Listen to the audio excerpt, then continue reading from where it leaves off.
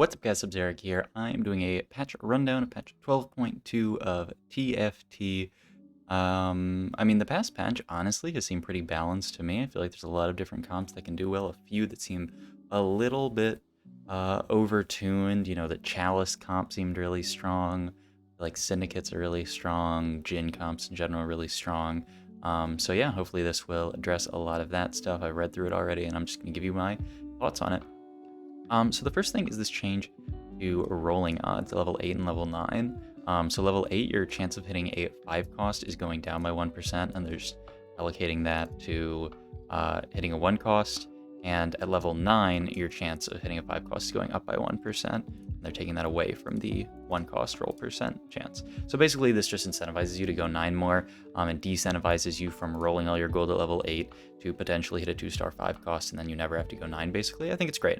I think level 9 recently has been really not that good. Like, very often you just want to go 8 and then roll down all your gold, find a Kai'Sa 2-star, and, you know, sit on that for the entire game, find a Tom Kench 2-star, something like that, Victor 2-star maybe. So I think this is great. It incentivizes going 9, it incentivizes not rolling down all your gold at level 8. Some people have said, you know, maybe this is going to change the meta, people won't go 8 as much to roll down for 4 costs.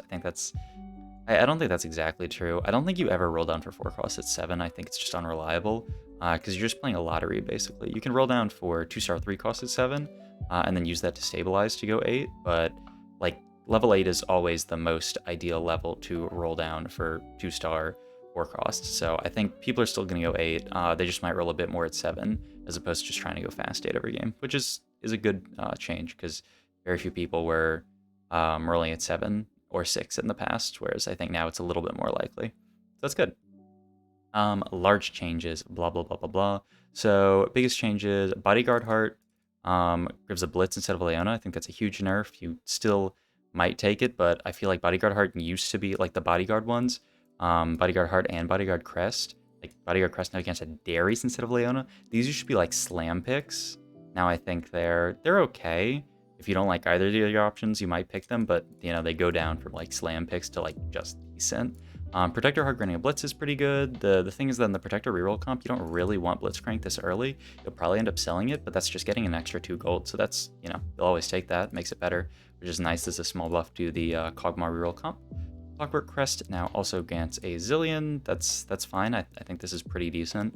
Yeah, and they were saying this is now available because you weren't seeing Clockwork Crest before. I don't remember ever seeing it, so okay, that's fine. I mean, I think this is pretty. I think having multiple Clockworks is actually really good. If you can slot this in into any comp, like the problem is like in a Jhin comp, you want to play Jhin plus Orianna. So like to slot in 4 Clockwork, you'd have to throw in something like Zillion. It can be decent in things like Yone comp, where you can just slot in like a Camille, and then you don't have to play Orianna, and you can just have a Clockwork Crest. But yeah, I really like the Clockwork, whichever the one that gives you 2 is that Soul, the prismatic version. I like that a lot better because, you know, it just adds 2. Because most comps play 2 Clockworks. Most comps that play Clockworks just play 2 Clockworks. They don't play, you know, 3 Clockworks, obviously. So it's a little hard to slot in. Metabolic Accelerator no longer giving 2 health after PvE. I think this is a great change. This was like always a slam pick before, just because like you're almost like guaranteed to top 4 with Metabolic Accelerator because it just gives you so much HP. You like always survive to late game. So I think this is good. I think it's still pretty strong. I mean, you know, you're removing the health that you get from the PvE rounds, right? And so that means that you're losing 1/6 of the effectiveness, right? Because there's 6 rounds. Depending on when you take it, right? Like if you take it at 3/3, it's a little bit more than 1/6. But if you take it at stage 2, you have it for all of stage 3. Normally you'd be getting healed for 12 HP, now you're getting healed for 10, and the same for every stage after that. So it's 1/6 of the effectiveness. It's actually pretty big. I still think it's takeable. I think it's just good now instead of like the greatest thing ever. You'll still probably take it a lot. But 1/6 of the effectiveness is pretty big. Item Grab Back 2, granting a Forger, I think is great. You know, the fact that this is a prismatic makes it was kind of questionable. Like you take a prismatic and you just get completely griefed. You know, if you take it early enough, you can usually you can be flexible with the items, but giving her a Forger makes it so you don't like, you know, you're not playing an AD comp and you get, you know, like Archangels, JG, and you're like, okay, GG. So I think this is a really good change. It brings it in line with more of the other prismatics. Speaking of prismatics, Portable Forge is now a gold instead of a prismatic, and they have nerfed a lot of the, or maybe all of the, no, it's just a lot of the options. I'm not going to go over every single one because honestly, I don't have, like, you know, I've never picked Eternal Winter or Mana Zane. I know people say Mana Zane kind of crazy on some, like the 5 cost, like Victor Mana Zane is like kind of nuts, but I honestly can't speak to it enough because I haven't played it. I do feel like it being gold is kind of nuts. Like they nerfed a bunch of these a decent amount, but you know, like I had a prismatic game and it was a tuber, so if you watch my channel, you've seen it, where I took Portable Forge, I got Infinity Force, which is completely unnerfed here, and went 3rd in a prismatic lobby. So you're saying I could have had that exact same game, except I would have had it in a gold lobby? That's kind of nuts. So yeah, I think this might actually be a really strong pick now, as opposed to when it was prismatic, it was like kind of questionable. So I will be taking this pretty often if I see it, just honestly to test it, but I think it's pretty good. High Roller, now also granting 4 gold, I think is good. The problem with High Roller, and this is it gives you 3 loaded dice option. Granting 4 gold is good, I think, because to use High Roller, you need gold. So sometimes you're in this spot where you don't have enough gold to actually take advantage of using High Roller, so that makes it a little bit more doable. So that's cool.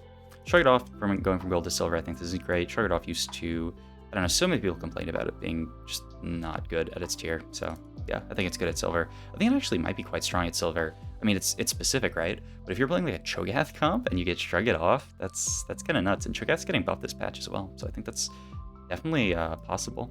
Thrill of Hunt has been removed.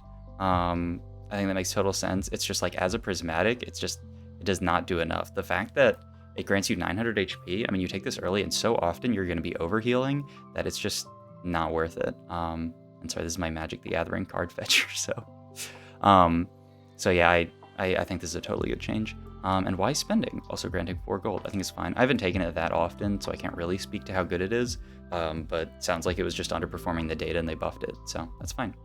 Okay, so traits, the power of Bodyguard is being shifted around a little bit. So the armor is going down, but the shield is going up. So this makes it slightly worse versus AD in general and slightly better versus AP in general versus those comps where you're not really using the armor as much.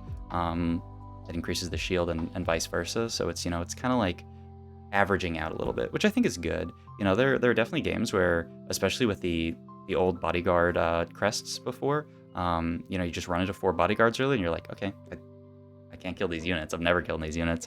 So I think this is in general a good change. I still think it's going to be strong early. I don't think it really changes that much about it. It just makes a little bit less of feels bad moments where you're just into 4 bodyguards so you can't kill anything. Imperial Bug Fix. Imperial 5's damage buff on all Imperial units is no longer removed during some combats. Okay, that's a good bug fix. And then Mercenaries is basically being nerfed across the board. Remove Nico's help as a 3 and 4 loss streak drop, and they're reducing the average gold value at 4, 5, 6, and 7 average losses, or losses, average value. I think this is good. I think Mercenary, you know, a lot of people said it was pretty meta warping. You know, you see a lot of people who get Mercenary early, and it feels very, very strong, especially at the highest levels. You know, at lower levels of play, it's kind of hard because you can play like you can play like a bad board and still accidentally win because people are playing really bad boards just because they don't know what a strong board looks like. But at higher levels of play, you can just play like a decent board, kill some units. As long as you play well, you make a lot of gold and can potentially, you know, secure a top 4 off a huge cash out. So I think this is totally fine. It did seem a little strong, and I saw a lot of really good players talking about how Mercenaries were too good. So I think this is a totally fine change. You're still going to play Mercenary, though. It's just a little bit worse, but I think it was a little bit overtuned. You know, if you get like a Mercenary heart at 2 on stage 2, you're probably still taking it. If you can find Mercenaries, it's a little tough. It might not be a slam pick every time, so it's interesting. Okay, so tier 3 champions. So they're buffing Cho'Gath like a decent amount, right? They're buffing armor and MR, and they're buffing the feast damage by 100 at level 1, 75 at level 2, and 50 at level 3. Pretty big buffs. I think this is enough to bring back Cho'Gath back into the meta. Because you think about how armor and magic are to scale with a ton of HP, like 5 armor and MR, and I haven't done the math, so I'm like, it's a feels kind of thing. But, you know, a 10% increase in armor and MR can actually be a bigger increase depending on how much survivability, depending on how much HP you have. And the feast increase is really good. I mean, extra 75 damage here is nothing to sneeze at. An extra 100 damage here when you just have your Cho'Gath one and you're trying to farm up, that's like a lot. So I think like Cho'Gath Mals could very well come back into the meta, like Cho'Gath Mal's 3-cost reroll. So this is definitely something to look at, whereas I don't think it was very strong last patch. Gangplank's parley damage, so they're buffing it just at 2-star and 3-star. I think that's fine. No one ever 3-stars GP, but he should be a decent 3-star carry. It should be playable in some scenario where I feel like it's not at all right now. So if you get a bunch of Gangplanks, I think it's actually maybe possible to play 3-star GP. That's cool. And then Heimerdinger buffs. I thought Heimerdinger was going to perform well last patch because they gave him a huge buff up to 4 range. Now they're buffing his attack speed and his rocket swarm damage. I think he might be a solid carry this patch. I mean, I said that last patch, but like, come on. He was gonna be good last patch, and then, I don't know, I guess he wasn't good enough. But now, like, even bigger buffs? This is a lot. This is a lot. At 3-star, an extra 10 damage per rocket swarm, and an extra 0.5 attack speed, 0.05 attack speed. Like, this is extra mana generation. Scales with a lot of stuff. Like, you know, if you have a Shojin, it scales with that. Like, it's not bad. It's not bad at all. So yeah, I think Heimerdinger may be an actual carry here. All right, tier 4 champions. Braum, max mana nerf. I think that's fine. Braum is pretty strong, though. Honestly, I saw a lot of people playing more like Blitzcrank Scion as their front line. So, and they did nerf Scion here, which I think is fair. So they're just nerfing these front lines in general. It does make sense because like bodyguards, like late game, unless you're playing like Urgot, you very rarely see people playing bruiser front lines. Whereas Scion front lines are getting played. Scion and Braum front lines are getting played in like so many different comps. So I think this is pretty valid in general to nerf Scion and Braum. So that's fair. Seraphine's Encore heal is going down a little bit, a lot at level 3, but you know, it's whatever. 100 at 2 stars is pretty big. I think that's fair though. I think she's too strong. Especially with Chalice being so strong last patch, so they're nerfing Chalice this patch as well. So maybe she'll be over nerfed, but like honestly, she seemed like an insane unit last patch with the buffs they gave her plus Chalice. So I think it's fine to bring her a little bit back in line. And then Urgot buffs. Urgot's something I talked about last patch I thought was in the dumpster, and he definitely really felt like he was in the dumpster. So they're buffing him a little bit. The purge duration at 3-star doesn't really matter, because how often do you see an Urgot 3? Like, I guess some amount. It matters, but it's not in your average ham you're going to see this. Whereas the AD ratio buff by 5% is actually pretty nice, so it's going to feel a little bit better building AD on him, like Deathblade, Infinity Edge, stuff like that. So I think that's cool. Opens up some more builds, because right now people weren't building Deathblade on him that frequently. And in general, he's in need of a buff, so I think that makes sense. Okay, so 5-cost, Kai'Sa nerf, I think is good. She was still pretty decent last patch, even with just getting absolutely kneecapped. I think now she's not going to be that great. Like, you know, if you find a 2-star Kai'Sa, you're gonna play it. But, you know, gone are the days of just going 8 and rolling down and trying to find Kai'Sa 2-star, in my opinion. You know, she's still great, put a Morello's on her. If you high roll and find her, that's good, but you can't have that as your game plan. Tahm Kench Devour damage nerfed, I think, is fair. 100 at 2-star, 50 at 1-star. It's a decent difference. It can be the difference between killing a unit. And the glutton stats gained from feeding Tahm Kench have been reduced by 10%. That's actually pretty huge. There's actually pretty huge Tahm Kench nerfs. And honestly, I didn't think Tahm Kench was that broken before. I feel like Tahm Kench might, like, if you high roll an early Tahm 2-star, then you're in a pretty good spot. You farm infinite items, and you're definitely top 4ing. But like, as a unit himself, just like Tahm Kench 1-star, I don't think is that broken. So I think this might actually be a bit much. Which kind of sucks for, like I was saying, Urgot, because Urgot, you always want to play a Tahm Kench.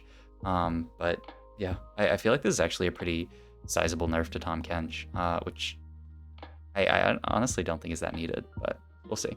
And now you can no longer feed Tahm Kench a unit from your board, so you can't accidentally feed Tahm Kench, you know, your 2-star carry, so that's cool. Items locket duration almost doubled. It's pretty great because no one ever built this item. Now you can actually build this. You know, it's really nice on comps where you 3-star a lot of units. So like now it's actually maybe a decent slam in like Kog'Maw reroll, or, you know, the like Twitch singed, you know, like Chemtech reroll with like Zillion, Ezreal, that kind of stuff. I don't know if people still play Ezreal in it actually. But you know, that kind of stuff, reroll. This could be really good. So I think if you're playing one of those comps where you're gonna actually have a lot of 3-stars, because Iron Solari's its shield scales with your star level, this is actually a pretty good slam. And just in general, it's probably like an okay slam. Good for win streaking early. If you end up with the components and nothing else you really want to build, then it's actually a slammable item now. Whereas Latch Patch, I would just never in your life are you slamming this item. So that's a good change, I think.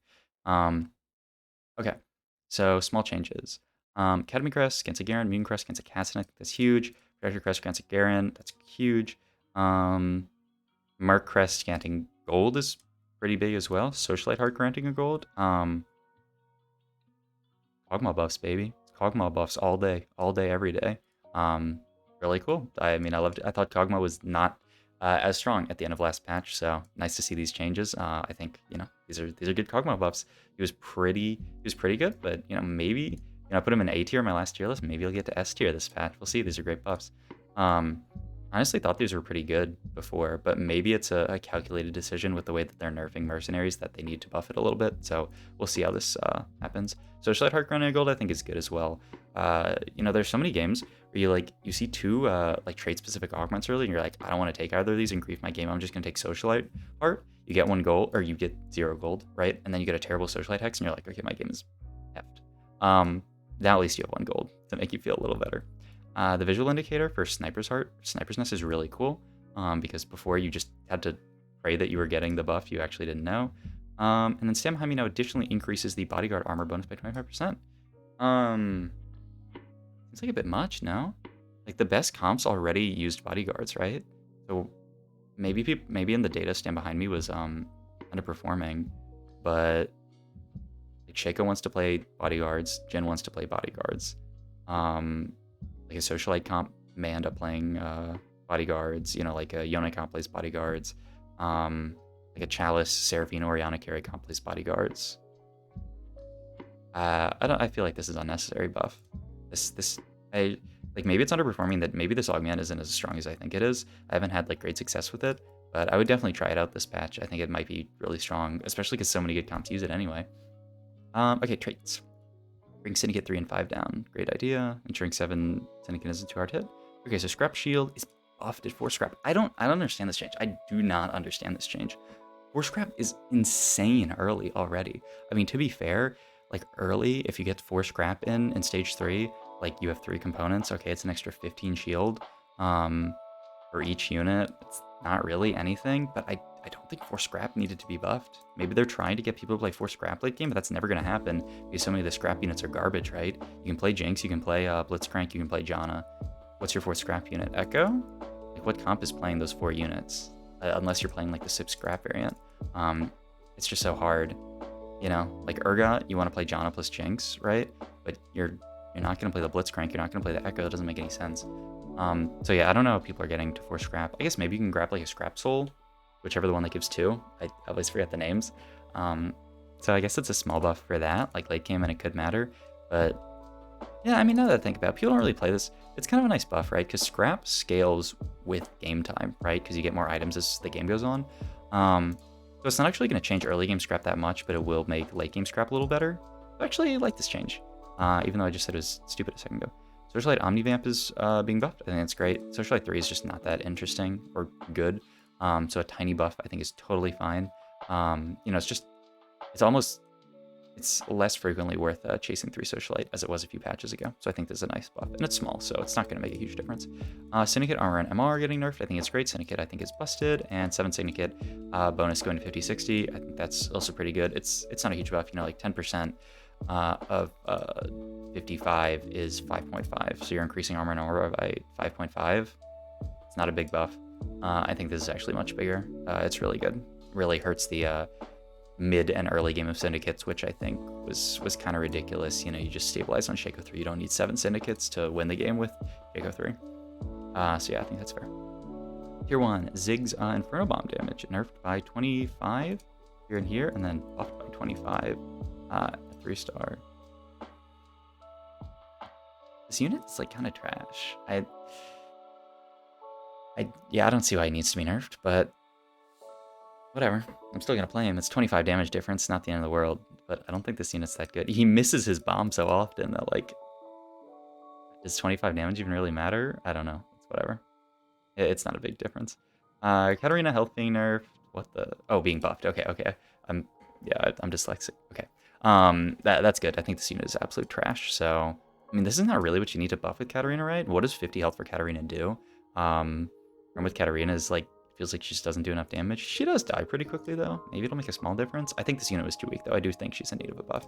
Swain Max Mana nerf I think is good recently, and Talon nerf is good. I think a lot of people recently have been hopping on the Imperial reroll train. Someone on the competitive TFT subreddit posted a guide to Swain reroll where he said he climbed from like Diamond or Master tier to Challenger playing Swain reroll. So I think it's a totally fine nerf. Same thing with the Talon attack speed nerf. So many people are playing Talon reroll that I think it's a good nerf. So these are great nerfs. These units need to get attacked. And Zyra nerfs as well, just at 1 star, and then a buff at 3 star. I think is really good. This unit's too strong at 1 star. You know, this is like a unit where if you don't have like great synergies, you can put this unit in over a synergy because she's just so valuable. Like she's just such a good early unit that your strongest board oftentimes will include a Zyra at the cost of like taking out a synergy. So I think it's good to nerf her because she's just way better than like almost any other 2 cost in the game, in the early game especially. And then late game also she's insane because you can hit, like her ability is just like fundamentally broken compared to like a lot of 2 cost abilities. Like I'm trying to think, like compare Zyra's ability to Vi's ability. You know, they're totally different. But, like Zyra has the ability to solo win a fight with her ult, whereas Vi, she just punches and then reduces armor. Like, you know, it's definitely in need of a nerf. Okay, so Misfortune is getting buffed at 3 cost, so that's good. Maybe there's like actually a Merc reroll comp. It's never gonna be good, but if you're in the spot for it, you get like is Gold Reserves the one that increases their damage? You get that. Like maybe you play MF3 GP3 and start healing people. I think that sounds awesome. And it wasn't really a comp before this, so I think it's opening up a more playable comp. Pico AD being nerfed is great. This unit is broken, so I think this is totally good. And Vex's shield getting nerfed at 1 star. I don't think it was needed. I don't think Arcanists were 2 OP last patch. And I really don't feel like Vex stabilizes that hard. I feel like she gets torn through like she's paper, though I guess not a lot of people were slamming defensive items last patch, so maybe if that comes back this patch, because less people are just one-shotting your entire board with 5 costs, then maybe this becomes relevant, but I feel like this isn't that needed. Lux attack speed buff is great. This Lux unit is just not that good, even though like Arcanist felt pretty good. Lux just feels like not that strong. You need like the perfect items on her, and even then, like she doesn't always pop off. She very frequently doesn't pop off. So this is a nice buff. Just her mana generation, right? You know, a little bit of a buff if you build Shojin Lux, which is good because she didn't really like Shojin. So a little bit, you know, like maybe that item's a little bit better on her now, which is nice because you want a unit that has a flexible build, right? You want a unit where you can play like a lot of different items on them. And Lux is not that unit. You can play blue buff IJG, and then like blue buff, you know, JG Giant Slayer, Deathcap Giant Slayer, and like that's it. You know, like you really need that blue buff. Now Shojin's a little bit better, I guess. So yeah, I think this is totally fine. Jin nerfed at 3 star, totally reasonable. I think Jin 3 star was one of the best. You get Jin 3 star and you just auto win. Whereas if you get like a Yone 3 star, like it's still very losable. You get like an Urgot 3 star, it's still very losable. Like usually you first with those units, but it's still very losable. It's still like more losable than it is with Gen 3 star, so that's fair. Orianna nerfed her shield at 2 star, totally reasonable. This unit is broken. So I think this is a decent nerf, still allows her to be a carry. Just makes her a little bit worse as a supporting unit, which is good. And then Yone buffed at 3 star, just like I was saying, I think Yone 3 star was so weak. I feel like maybe the worst 3 star 4 cost. So a little buff I think is definitely needed. 5 costs, so just melee form, the shield is buffed at 1 and 2 star. I think that's great. Jace Melee felt so squishy in my experience that you just like always backline him really. Like the games where you have to play Jace Melee felt so bad. So I think this is a good buff. So Jinx's attack damage scaling on her rocket launcher is up at 1 and 2 star. I think that's great. I think Jinx was like probably the worst 5 cost last patch. You know, if like you hit a Jinx 2 star, you almost don't feel stable. So I think this is a good buff. Hopefully this allows Jinx to kill some more units. reset more. You know, the thing is, like, being a reset-based champion, right? Once you have Sister in, Jinx is, like, really volatile, right? Like, the small difference between her killing a unit, not killing a unit can, like, swing an entire fight, right? Because if she kills a unit, she gets the reset, increase her attack speed, and then can kill multiple units. So she's a very volatile unit. Like, if they buff her too much, she could just be wiping every single team. So I think it's good to buff her a little bit and then see how it goes. And then Victor's ult is buff at 1-star, nerfed at 2-star. It just lets you stabilize better at Victor 1-star, which is good. I think Victor 1-star, you know, he felt okay. But, I mean, you really felt like you needed Victor 2 to stabilize. Now you can actually stabilize a little bit better on Victor 1-star. And it's a pretty hefty buff, so you can actually stabilize pretty well on Victor 1-star. This is also adjusting for the lower chance to actually hit Victor 1-star on level 8, so that's fair. Okay, so items, Chalice is being nerfed, and Hodge is being buffed. I think very reasonable. Chalice was way too OP last patch. They really, like, it was probably honestly a good item. It's just that no one built it. They placebo buffed it. Everyone started building it, and they were like, wait, this item's broken. So bring it back to just being fine. And then Hodge buff, I think is good. No one builds Hodge. I'm trying to remember the last time I built this item. Every time I build this item, it feels bad. So a buff is good. And then bug fixes I'm not going to go through, because I don't know. Usually I read a bug fix and I'm like, that's in the game? And then I'm like, oh, well, it's not in the game anymore. So that's good. Okay, so hope you guys enjoyed my patch rundown. I'm going to do a tier list soon. I just I've been doing other stuff than playing TFT the past couple of days, so I've been busy with that. So I haven't played TFT. So here's to play more TFT, getting a tier list out, and yeah, hope you guys enjoyed this video. If you did, please like, comment, and subscribe, and check out my Twitch, Twitter down below. My Discord is in the links under my Twitch, which is kind of confusing. Sorry about that. But yeah, hope you guys enjoyed, and I will see you guys in the next video. Thanks. Bye.